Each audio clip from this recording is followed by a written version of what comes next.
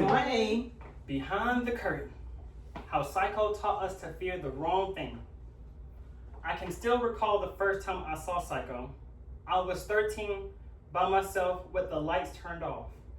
When Norman Bates pulled back that shower curtain, I decided that a mind like his was something to fear.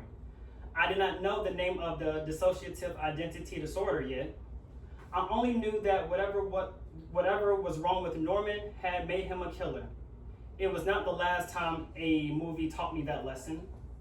Over the next few years, I saw the same twist being repeated in movies: a calm face, a hidden identity, and then a violent reveal. By the time I learned that DID is a rare condition caused by severe childhood trauma, which fear no longer felt like fiction, it felt like something I knew. Today, I will try to convince you that the twist that made Psycho a classic has also helped create a harmful misunderstanding about a real mental health condition. Let me take you back to Psycho.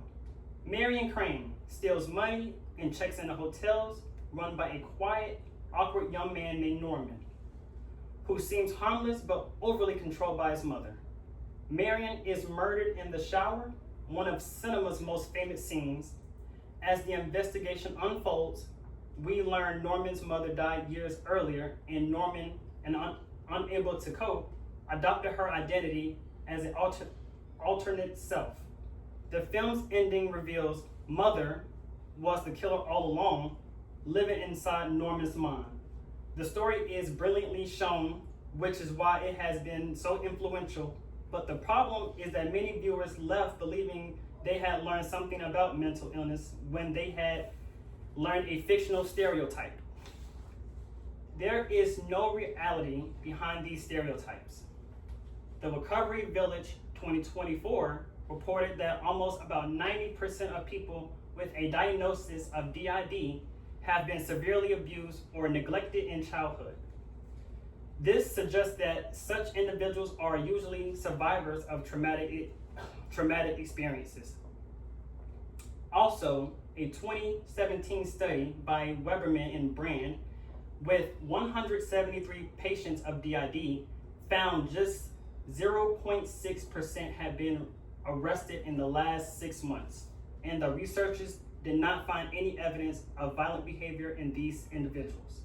So, this evidence write down that people diagnosed with DID are far more likely to have been victims of violence rather than committing it. If people are afraid of what others will think of them, they cannot start to heal. Assuming that diagnosis is seen as a red flag, as opposed to a response of trauma, then most individuals would choose to suppress their problems instead of seeking help. I found out that it is not a fear that is exclusive to DID. During interviews I've conducted this month, Maya Lin told her story of social anxiety, which had kept her isolated in her early years until she had built the courage to become a chief technology officer and instruct young women about technology.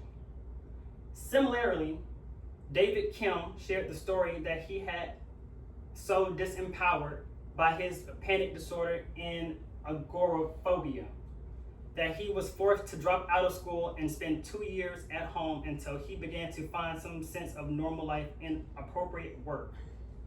Although both went through different situations, both narrations revealed that the worst part of the situation they both had to go through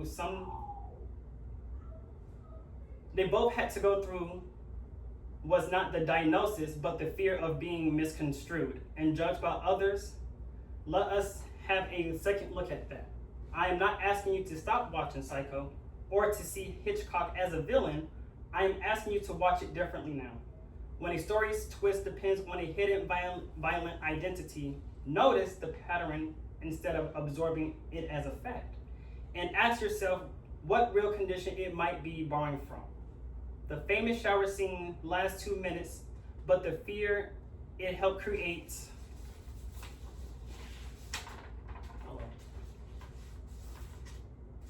has been lasted for more than 60 years.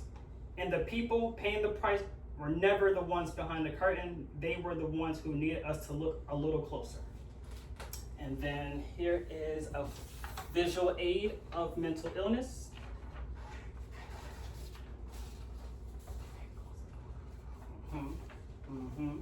Mm-hmm.